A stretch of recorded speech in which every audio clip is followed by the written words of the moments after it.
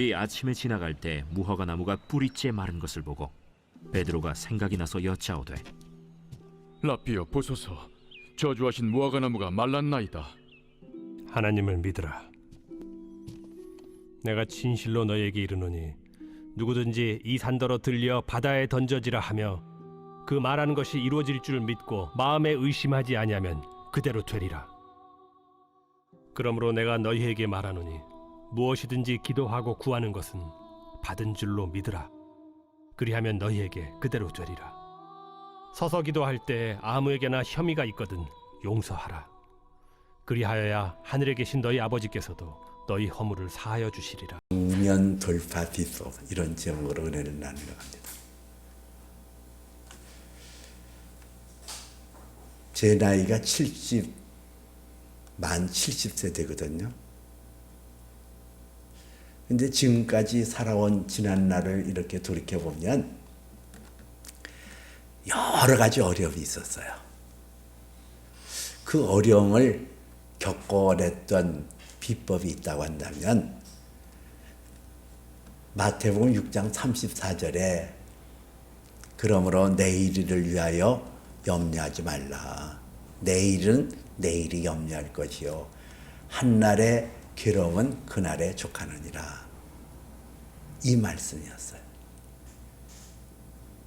하루를 사는 거예요. 하루를 잘 견디면 내일은 내일이 염려할 것이요.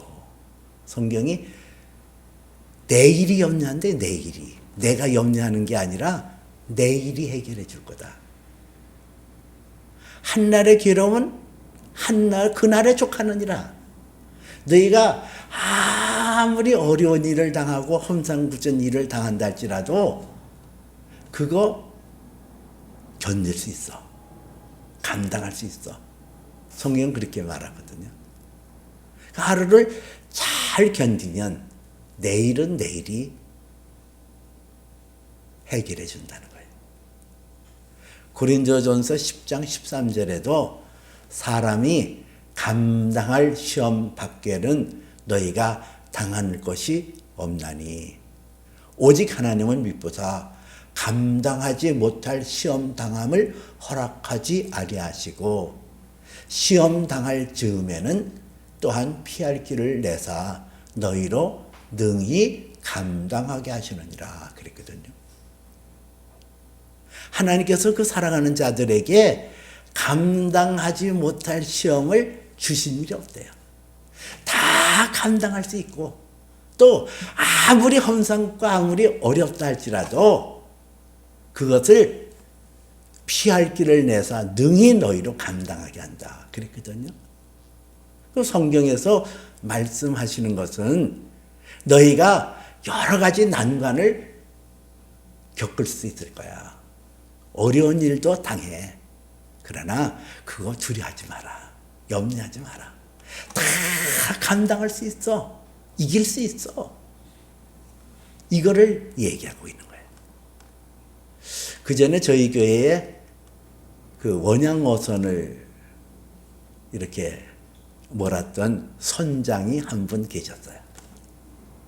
그분이 저에게 말씀하신 것 중에 지금까지도 기억 남는 게 그 바다로 가다 보면은 갑자기 해일이 일어나고 풍랑이 일어나고 큰 파도가 막 덮쳐온다는 거예요. 그럴 때 선장은 두려워하면 안 된대요. 그 파도를 바라보면서 정면으로 나가야 된대요. 정면 돌파. 정면을 향해서 그 파도가 몰아치면은 그 파도를 피할 생각하지 않고 그 파도에 정면을 향해 뚫고 들어가다 보면 그 폭풍우라든가 해일이라든가 중심점에 딱 가면 거기는 고해가 있다는 거예요. 그분의 말이 참 저에게는 아직까지 남아있거든요. 아, 이 정면 돌파. 어떤 어려움이 있고 어떤 난관이 있다 할지라도 그 난관을 두려워하지 않고 그거를 앞을 향하여 딱 나가면 그 돌파할 수가 있다. 정면 돌파.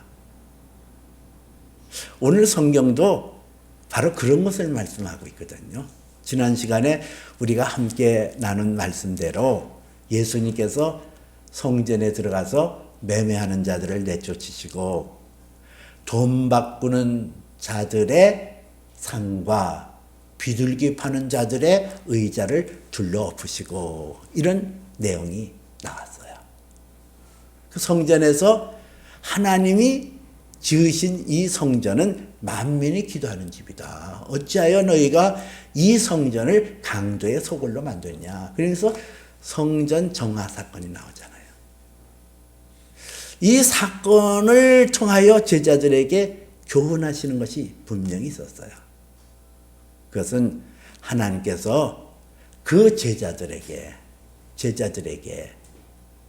하나님께서 원하시는 게 뭐냐.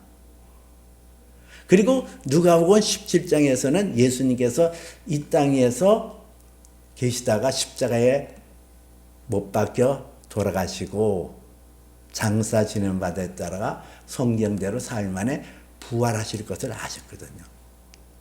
아시고 그 제자들을 이 세상에 남겨놓을 때에 제자들에게 하시는 말씀이 있어요. 갈지어다 너희를 보내니 어린 양을 이리 가운데 보낸 것 같도다. 이렇게 누가복음 17장에서 말씀하고 있거든요. 자, 예수님께서 그 제자들을 떠나 부활의 주님으로 이 땅에 다시 오실 것을 말씀하는데 그 제자들이 어떤 상황에 처할 거냐. 어린 양. 그냥 양도 아니라가 어린 양. 미흡하기 그지없는 양. 방향 감각이 없고 어디에 푸른 풀밭이 있고 쉴만한 물가가 있는지 전혀 알지 못하는 우둔하기 그지없는 어린 양. 목자 없이는 이길 수 없고 목자 없이는 견뎌낼 수 없는 어린 양.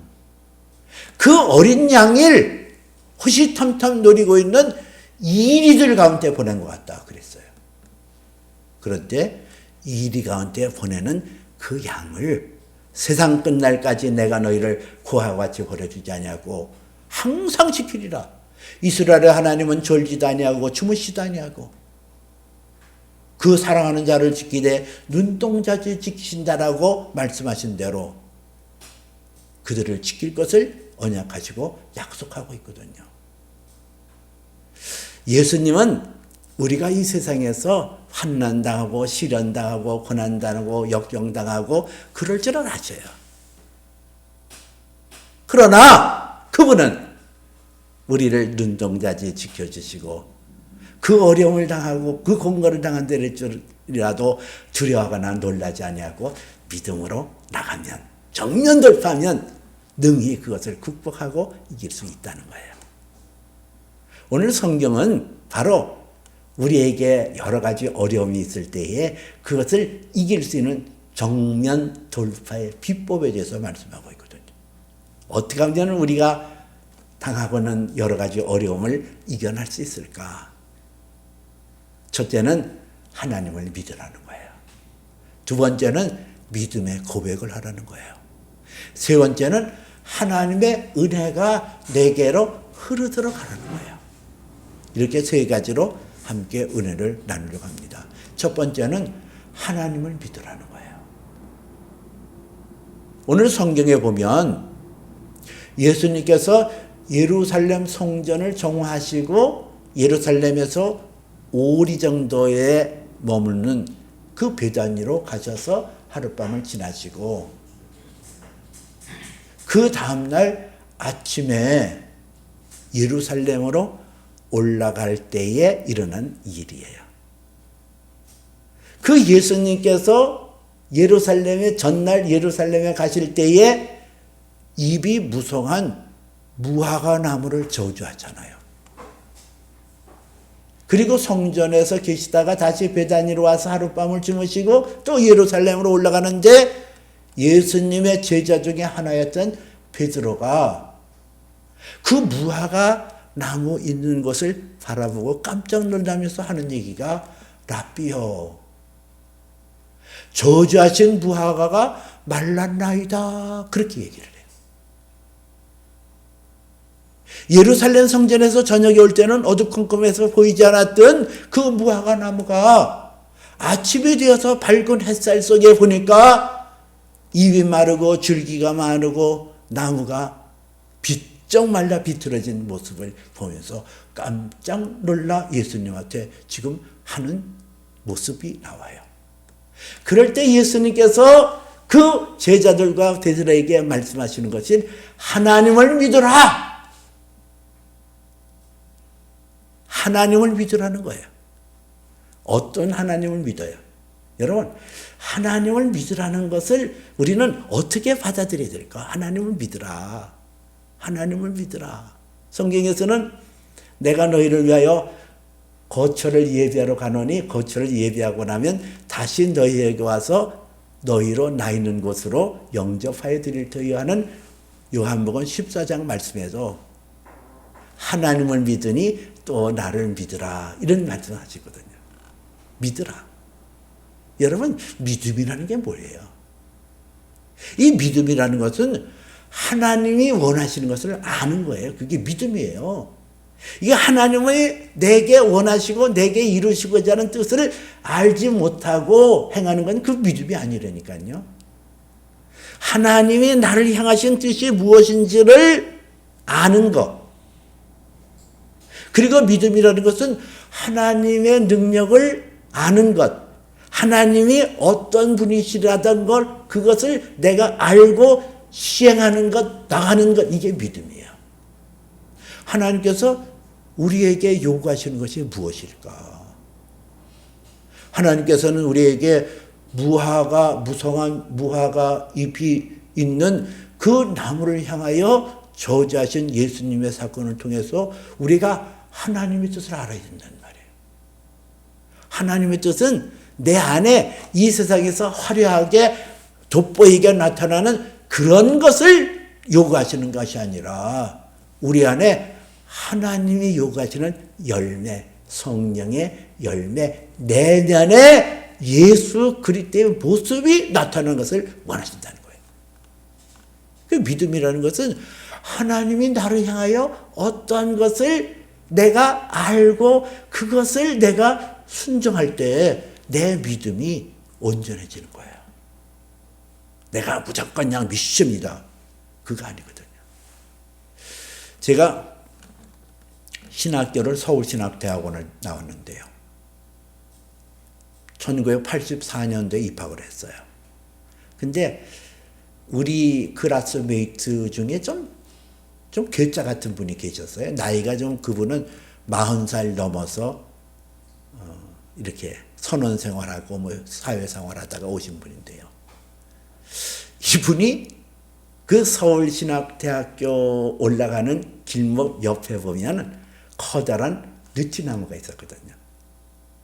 근데 이분이 어떤 믿음을 가졌냐면은 누가복음 보면은 너희가 겨자씨 하나만한 믿음이 있더라면 이 뽕나무더러 뿌리가 뽑혀 바다에 던지라 하였을 것이요.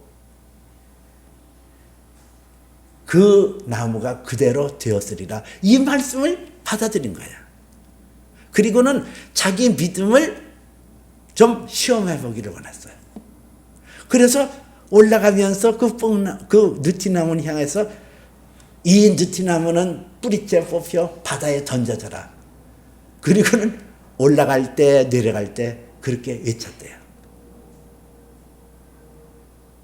근데 대학원 3년이 지나도 안 뽑혀지고 1987년도에 졸업을 해서 오늘까지 37년이 넘은 38년이 되었는데 지금까지도 그 무화과 나무가 아니라 느티나무가 아직까지 있어요. 여러분, 이거 어떻게 해석해야 돼요? 이게 믿음이라고 생각해요. 근데 그분은 내가 믿음이 있어. 그러니까 느티나무 보고 느티나무야 뿌리째 뽑혀 바다에 던져라. 근데 38년이 지나도 안 뽑혀진 거예요. 이거 어떻게 해석해야 돼요? 뭐가 믿음이에요? 뭐가? 왜 안 돼요? 믿음이 내 말이 너희 안에 거하고 너희가 내 안에 거하면 무엇이든지 원하는 대로 구하라 그리하면 이르리라 했잖아요. 그 이분은 하나님의 말씀을 내가 아멘 받아들였어요. 그리고 하라는 대로 고백했어요. 선언했어요. 근데 왜 안 이루어지는 거예요? 왜 안 이루어져요? 아니 믿은 대로 했는데 왜 안 이루어진 거죠? 성경에서는 사무엘상에 보면 사무엘 선지자가 말한 것이 하나도 땅에 떨어지지 아니하느니라 그러거든요. 그 사무엘 선지자가 그 입으로 시인하고 입으로 말한 것을 하나님이 들으시고 그대로 행했다는 얘기예요. 왜? 사무엘 선지자가 어려서부터 그가 갖고 있었던 사무엘 선지자의 그 캐릭터가 있어요. 특징성이 있어요. 그것은 순종이 제사보다 낫고 듣는 것이 수양의 기름보다 낫나이다. 내가 하나님 말씀에 순종하고 하나님 말씀에 내가 귀를 기울이고 그 말씀에 내가 따랐을 때에 하나님께서 내 말을 들으시고 그 말대로 행하신다는 거예요. 이게 믿음이에요. 어느 날 갑자기 믿음에서 믿음이 생기는 게 아니라 날마다 순간마다 하나님 말씀에 귀를 기울이고 그 말씀을 내 안에 담아두고 그 말씀대로 행하고 순종할 때 그 믿음이 살아있는 믿음, 기적을 일으키는 믿음이 된다는 거예요. 어느 날 갑자기 내가 그냥 그래서 되는 게 아니라는 거예요. 그 예수님께서 이 제자들에게 지금 하시는 말씀이 입이 무성한 무화과 나무가 마른 것을 통하여 나는 너에게 내 말이 너희 안에 떨어져서 그 말씀에 의하여 열매 맺기를 원하는 하나님의 마음을 알아야 되잖아요. 그래야 그게 믿음이잖아요. 그게 온전한 믿음이잖아요. 마태복음 7장 12절에도 아무에게든지 남에게 무엇이든지 남에게 대접을 받고자 하는 대로 너희도 남을 대접하라. 이것이 율법이요 선지자니라 그랬어요. 여러분, 내 말하는 것이 하나님으로부터 응답받기를 원해요? 내가 고백하고 내가 하나님 앞에 구하는 것이 응답받기를 원해요? 내가 어려움 당하고 시험 당할 때 하나님 날 좀 도와주세요. 그럴 때 하나님께서 그 난관을 극복하게 하시고 벗어나게 하시고 내 기도에 응답받기를 원하시나요? 그러면 먼저는 내가 하나님 말씀에 귀를 기울이고 그 말씀에 순종하는 것이 먼저 우선 되어야 되는 거 아니에요? 내가 하나님 앞에 내 기도가 응답되기를 원하고 그런 대접을 받기를 원한다고 한다면 내가 하나님 말씀에 귀를 기울이고 그 하나님이 내게 무엇을 말씀하실까? 그리고 그 말씀하시는 것을 내가 듣고 순종하는 것이 우선시 되어야 된다는 거예요. 그게 기도예요. 믿음이 없이는 하나님을 기쁘시게 못한다 그랬거든요. 그게 믿음이 하나님의 뜻을 알아요. 하나님 말씀을 알아요. 그래서 그 말씀대로 순종해는 그게 믿음이라니까요. 너희가 기도하고 간구하는 것은 받은 줄로 믿으라. 그리하면 너희에게 그대로 되리라. 오늘 성경이 그렇게 말씀하고 있잖아요. 내가 하나님 앞에 기도했어요. 간구했어요. 그러면 기도하고 간구했으면 받은 줄로 믿으라. 그리하면 그대로 되리라. 그러잖아요. 여러분, 우리가 하나님 앞에서 하나님이 내 기도를 응답하는 것을 무조건 미신이다 이래서 되는 게 아니라 그 성령이 내 안에서 입증하여 주신 거거든요.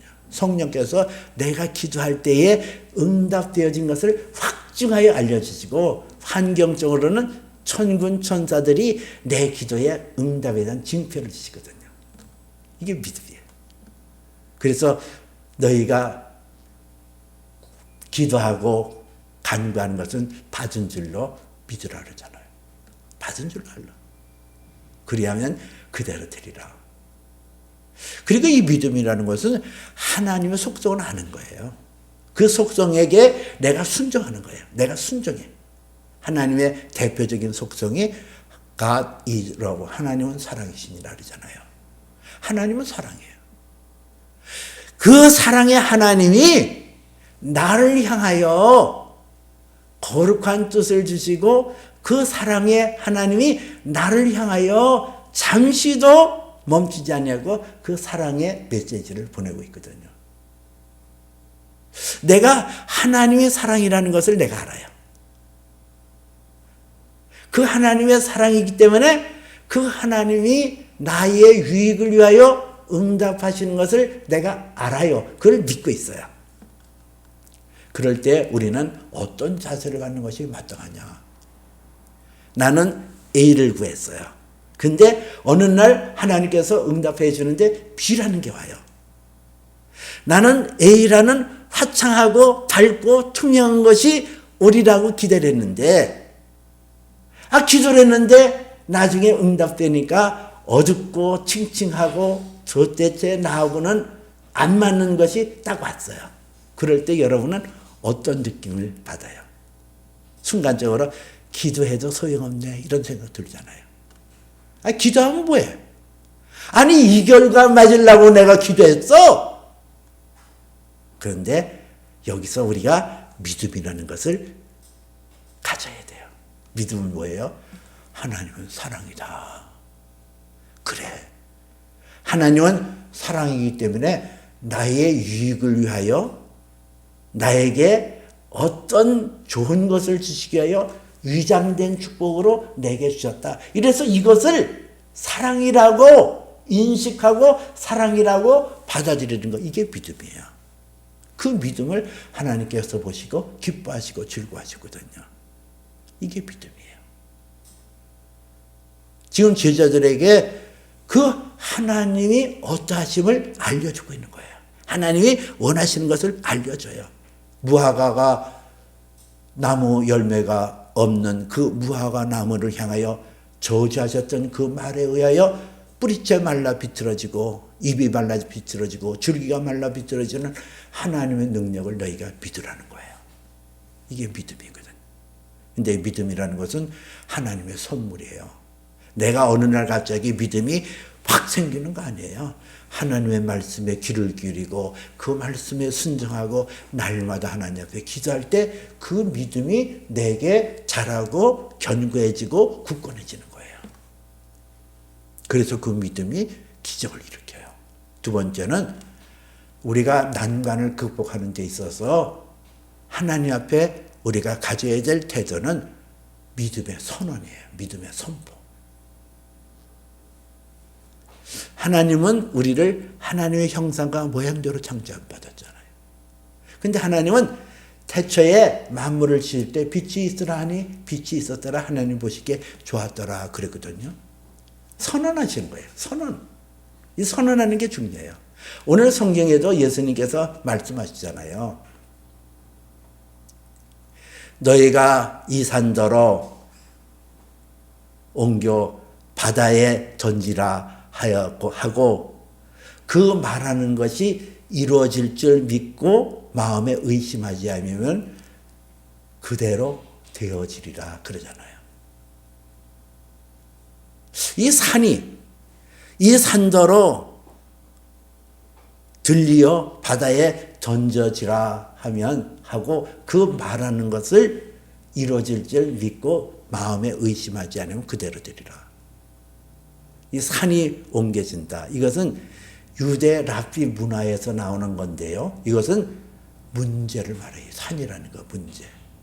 그래서 선생이 어떤 학생들이 가져온 문제를 풀어줄 때 그 선생을 향하여 산을 옮기는 선생님이다. 이렇게 칭호를 해요. 산이 옮겨. 이 산더러 바다로 던져지라 하여도 그렇게 말하고 그 말하는 것을 너희가 흔들리지 않게 믿음을 가지고 의심하지 않으면 그대로 되리라. 우리는 하나님 앞에 내가 정직하고 하나님 앞에서 온전했을 때 내 말하는 것을 하나님께서 들으시고 내 말이 내 귀에 들린 대로 그대로 행하리라 그래요. 이 말하는 거 참 중요하거든요. 여러분들이 어떤 말을 하느냐, 그 말의 향방이 달라지는 거예요. 내가 부정적인 말을 하게 되어지면 부정적인 내 인생이 그렇게 되어져요. 성경에서 다윗이라는 어린 다윗이 나오잖아요. 블레셋의 군대 장관 골리앗을 향하여 너는 칼과 단창으로 내게 나오거니와 나는 만군의 여호와의 이름으로 나가노라. 너 골리앗아, 너는 내게로 쓰러져라. 그리고 담대하게 선언했더니 여러분, 물맷돌로 골리앗을 쳐부시는 다윗의 얘기 잘 알고 있잖아요. 또 스가랴에서도 능으로도 되지 아니하고 힘으로도 되지 아니하며 오직 나의 신으로 되느니라. 큰 산아 내가 무엇이냐? 너는 스룹바벨 앞에서 평지가 될지어다 하는 내용이 스가랴서에 나와요. 이 말씀은 이스라엘 백성들이 과거 바벨론의 포로로 갔다가 다시 고향 땅으로 들어가서 스룹바벨을 중심으로 해서 성전을 짓는데 그 성전을 짓는 방해자들이 수없이 많았다는 거예요. 그래서 낙심하여 기도할 때 그 스가랴와 학개 선지자를 통해서 하나님께서 하시는 말씀이에요. 힘으로 되지 아니하고 능으로 되지 아니하고 오직 나의 신으로 말미암아 되느니라. 큰 산아 내가 무엇이냐? 스룹바벨 앞에서 너희가 평지가 될지니라. 하나님의 뜻을 거스리는 저 악한 자들의 소행이 큰 산처럼 맞았지만은 그것이 아무짝에 쓸모없는 평지가 될 것이다. 그렇게 외칠 때에 534년 동안 성전 건축을 방해하고 멈춰졌던 그것이 하나님의 말씀을 통하여 선언하고 고백할 때에 14년 만에 성전이 완성되어지는 은혜를 누렸잖아요. 여러분, 내가 믿음의 고백이 중요하거든요. 너희가 기도하고 구한 것은 받은 줄로 믿으라.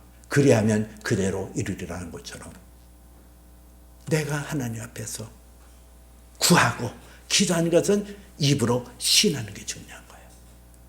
입으로 시인하는. 그래 하나님께서는 내게 은혜를 주셔서 오니 이것도 능히 이루어질 줄 믿어. 강하고 담대하게 입으로 시인하고 그 시인한 것을 통하여 전진해 나가고 그럴 때 우리 앞에 있는 난관을 정면 돌파하면서 승리할 수가 있거든요. 세 번째는 하나님의 은혜가 우리에게 흐르게 할 때 정면 돌파의 비법이 나타나는 거예요. 오늘 성경에서 말씀하기를 너희가 서서 기도할 때에 아무에게든지 혐의가 있거든 용서하라. 그리하여야 하늘에 계신 너희 아버지도 너희의 허물을 용서하시리라 그래. 여러분, 하나님의 사랑 속에서 위대한 사랑은 뭐냐? 위대한 사랑이 뭐예요? 하나님께서 우리에게 향한 위대한 사랑이라는 것은 로마서 5장 8절에 우리가 아직 죄인되었을 때 그리스도께서 우리를 위하여 죽으심으로 하나님께서 우리에게 대한 자기의 사랑을 확증하여 나타나셨느니라. 내가 죄가 용서함 받았다는 거예요. 내 힘으로도 내 능으로도 없이 할 수 없는 진홍같이 붉은 죄, 주홍같이 붉은 죄. 내가 이 죄에서 벗어날 수 없고 이 죄의 저주에서 파묻혀 살다가 결국은 사망의 음주한 골짜기로 갈 수밖에 없는 내가 하나님의 아들 예수 그리스도로 말미암아 나의 죄가 용서받아 하나님의 의의 자녀가 되어졌고 그 증거로 내게 성령을 베풀어 줘서 하나님을 아빠 아버지라고 부르짖게 되고 하나님 나라는 먹는 것과 마시는 것에 있지 않고 오직 성령의 능력 안에서 의와 평강과 희락이라고 그랬는데 성령이 내 안에 들어와서 하나님 나라가 내 안에 있음을 깨닫게 하시고 결국은 내가 부활의 영광으로 그 하나님 나라에 들어갈 수 있다라는 확증을 주시는 성령의 능력이 내 안에 있는 것, 이것이 우리에게 주시는 크나큰 은혜요 축복이에요. 내가 그 은혜가 내 안에 흐르도록 하는 거예요. 하나님의 아들 예수 그리스도로 말미암아 내 안에 담겨있는 죄와 저주가 씻겨지고 정결하게 되어졌다는 이 은혜가 내 안에서 활성화되고 이 은혜가 내 안에서 흘러가도록 하는 거, 이게 용서라는 거예요. 너희가 기도할 때, 서서 기도할 때에 아무에게든지 혐의가 있거든 용서하라잖아요. 자, 누구를 향하여 기도하는데 누구의 죄가 내 안에 들어와요. 그걸 용서하는 거예요. 용서. 그래서 그 용서가 내가 하나님의 은혜로 말미암아 죄와 사망의 골짜기에서 용서받고 자유함 받았으니 그 하나님의 은혜가 내게 흐르게 하는 것. 시편 1편 3편에 보니까 복 있는 사람에 대해서 그들은 시냇가에 심은 나무가 철을 따라 열매를 맺으며 그 잎사귀가 마르지 않음과 같으니 그가 하는 모든 것이 다 형통하리로다 그랬거든요. 우리는 하나님의 변함없는 은혜와 사랑의 물줄기는 그 흐르는 시냇가에 심은 나무예요. 날마다 순간마다 하나님의 은혜를 사모하고 목마른 사슴 시냇물을 찾기에 갈급한 것처럼 내 영혼이 주를 찾기에 갈급하나이다. 그래서 날마다 하나님의 은혜와 사랑의 그 물가에 내가 심긴 나무예요. 내가 하나님의 은혜를 받았어요. 근데 그냥이 아니에요. 시냇가, 흐르는 물, 하나님의 은혜가 쉼없이 흐르는 시냇가에 심은 나무예요. 보기는 자가 되어지고 만사가 하는 일 모두가 다 형통하리로다 그랬거든요. 그렇다면은 내게도 그 은혜가 흘러서 다른 사람을 용서해 줘야 되는 거 아니에요. 그렇게 하는 거예요. 용서가 흐르게. 그 어렵지요. 이 누구를 용서한다는 게 그게 쉬운 게 아니에요. 나에게 고통을 주고 나에게 아픔을 주고 그런 자를 용서한다는 게 쉬운 게 아니에요. 그런데 내가 그 사람을 용서하기 위해서 하나님의 은혜를 내가 기억하는 거예요. 하나님의 은총을 기억하는 거예요. 내가 하나님의 은총을 기억하고 하나님의 은혜를 기억할 때 나는 하나님을 순수하게 믿을 수가 있어요. 나는 하나님 앞에서 그 용서라는 하나님의 은혜가 내 가운데 흘러가기를 원하여 그대로 행할 때에 나는 믿음의 고백을 할 수 있어요. 그 믿음의 고백을 통하여 어떤 난관이랄지라도 어떤 곤고랄지라도 어떤 장애물이라 할지라도 우리는 능히 뚫고 나갈 수 있는 놀라운 축복을 받을 수 있어요. 놀라운 은혜를 받을 수 있어요. 이길 수 있어요. 승리할 수 있어요.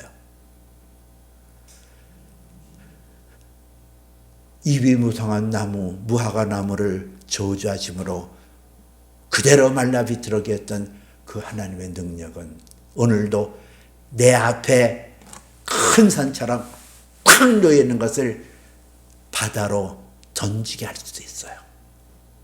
어떤 어려움이랄지라도 뽕나무대로 뿌리째 뽑혀 바다에 던지려 해도 그대로 들이는 것처럼 그렇게 뿌리를 내리고 그렇게 견고하게 내를 괴롭혔던 그苦難나저도 뽑혀서 바다에 던져 흔적도 없이 사라지게 할 수 있는 분이 하나님의 능력이에요. 그 능력이 내 능력 되는 것, 믿음. 내가 오직 믿음으로 하나님 앞에 나가고 하나님 앞에 기도할 때 이런 역사가 일어나요. 이런 축복과 은혜가 여러분의 삶 속에 날마다 일어남으로 전면 돌파하여 승리하고 기적을 일으키시기를 주님의 이름으로 축복해 드립니다.